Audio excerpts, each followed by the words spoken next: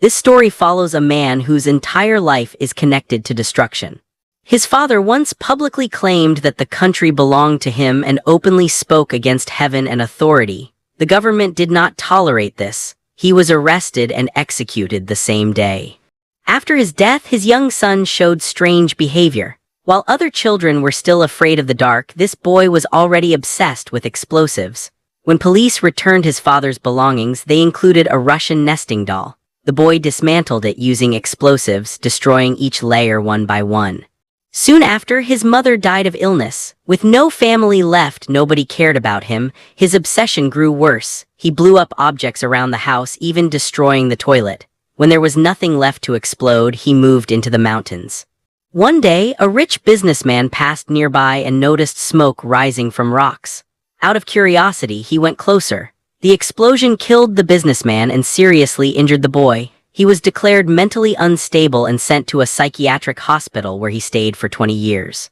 Surprisingly, he adapted well to life there. He felt comfortable among people who were also different. One day, a scientist visited the hospital and claimed the man had a rare blood cell mutation. Without solid evidence, the scientist performed a risky surgery. The man survived but lost many years of his freedom. After his release, he could not adjust to normal society. The only skill he had was working with explosives, so he joined a fireworks factory. There, he met a laborer who constantly talked about overthrowing Spain's dictator, Franco. Eventually, several workers, including him, agreed to follow the man to Spain. Once they reached the battlefield, the laborer was killed almost immediately. Despite losing their leader, the group decided to continue the mission. The man used his skills to sabotage infrastructure across Spain, blowing up bridges for years.